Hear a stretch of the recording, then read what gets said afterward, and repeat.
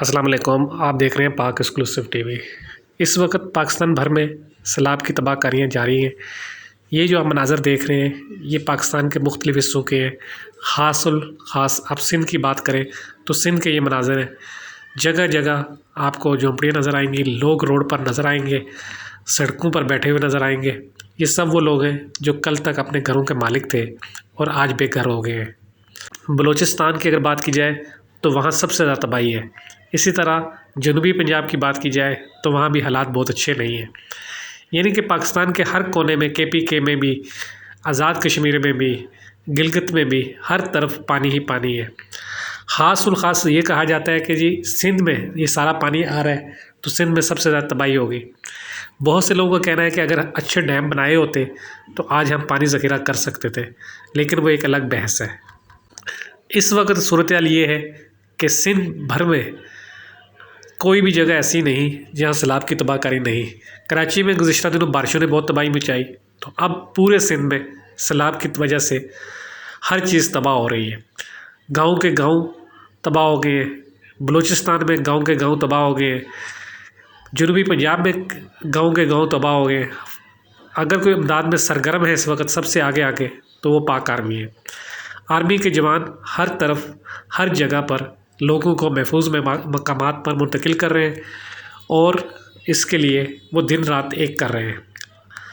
वज़ीर आज़म, army chief, वज़ीर आला, मुख्तलिफ़ शख्सियात दौरे तो कर रही हैं, इमदादों का ऐलान भी हो रहा है, लेकिन इस वक्त भी एक बहुत बड़ी तादाद सैलाब मुतासरीन की रोड पर है।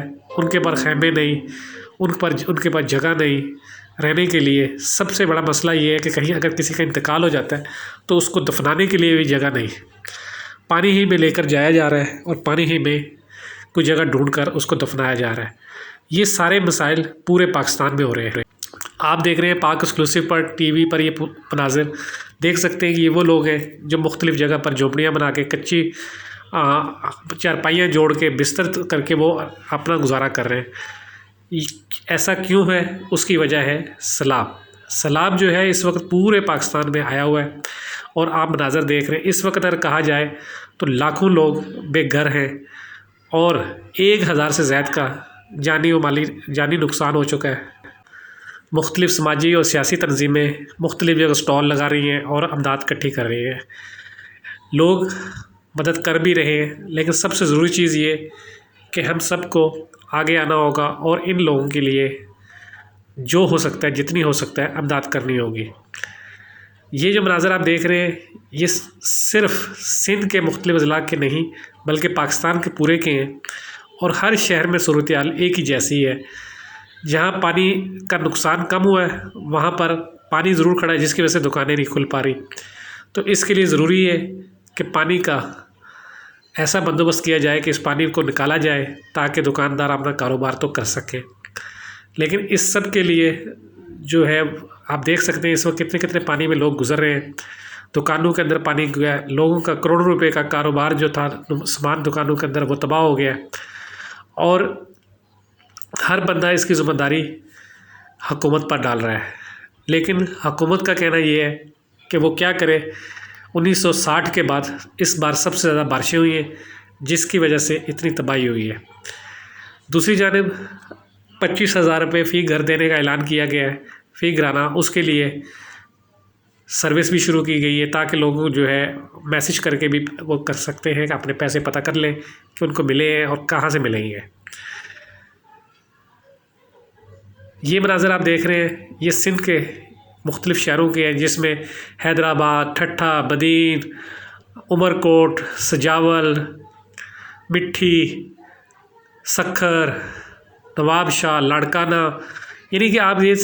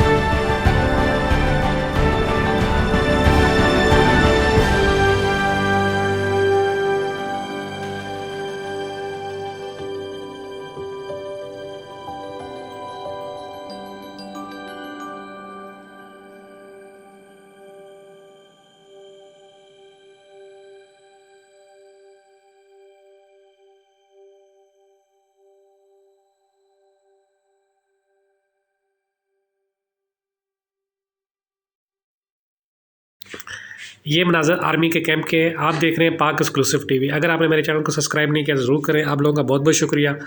वीडियो कैसी लगी ज़रूर बताइएगा। आप देखते रहें पाक एक्सक्लूसिव टीवी। ये मनाज़र है फ़ौजियों के मुख्तलिफ़ आर्मी की जानिब से जो कैंप किए गए हैं, इमदादी कैंप वहाँ के, और वहाँ पर डॉक्टर भी हर एक को तिब्बी इमदाद दे रहे हैं ताकि वो तंदुरुस्त रह सकें।